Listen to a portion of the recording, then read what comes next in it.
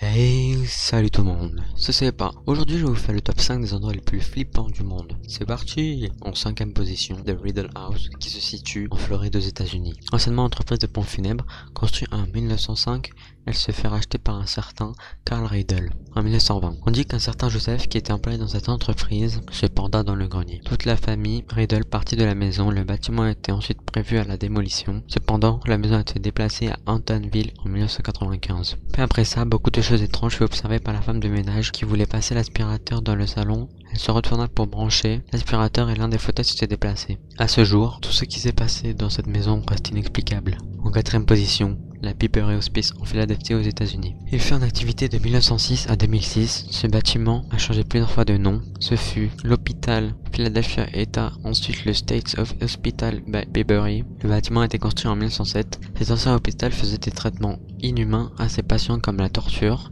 Les patients étaient démembrés et atrocement tués. Aujourd'hui, c'est un bâtiment fantôme et personnellement, je n'irai pas y dormir pendant la nuit.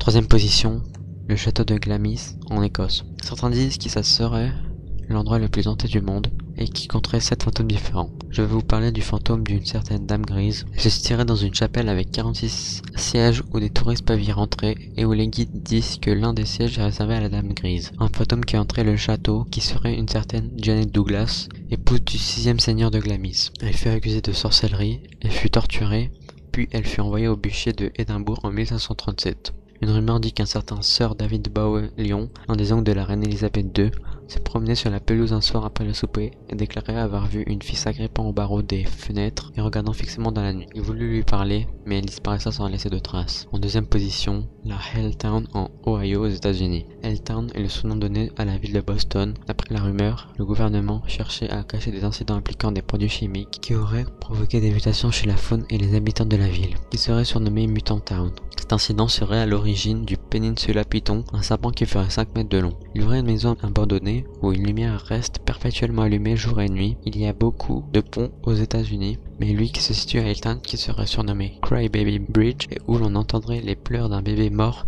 né puis jeté dans l'eau. Les gens disent qu'un tueur se cacherait dans les bois qui longent la route et qui tuerait tous les conducteurs passant par ce chemin. Une autre histoire dit que des satanistes formeraient une chaîne humaine autour de la voiture pour piéger le conducteur. Et la première position, c'est la Tuol Sleng Genocide Museum au Cambodge. Cette ancienne prison, qui peut se traduire par colline empoisonnée, était contrôlée par les Khmers rouges et était installée dans un lycée qui enfermait tous les opposés au régime et pour n'importe quel motif. Tout type de personnes étaient incarcérées, que ce soit enfants, des femmes et même parfois des familles entières. Le simple fait de porter des lunettes voulait dire que la personne était intelligente et donc devait être examinée. Dans la cour du lycée au 2e étage se trouvaient des classes qui servaient de salle de détention commune. Les personnes détenues étaient à 50 par pièce. Ils étaient allongés par terre alignés les uns à côté des autres. Les détenus étaient accrochés par les pieds à une barre de fer par des anneaux en fonte. Les gardiens étaient très vigilants. Ils fouillaient les détenus pour s'assurer que personne n'ait de stylo pour se suicider en se crevant la gorge. D'ailleurs, un détenu s'est suicidé comme ça. Ils regardaient aussi si personne n'avait de boulon pour se suicider en l'avalant. Le réveil était à 4 h du matin. Leur seule nourriture était de la bouillie de riz. Ils ne boyaient pas d'eau durant la journée et devaient faire leurs besoins dans des boîtes militaires. J'espère que ce top 5 vous aura plu. Si vous a plu, n'oubliez pas le pouce bleu et abonnez-vous. Salut à tous.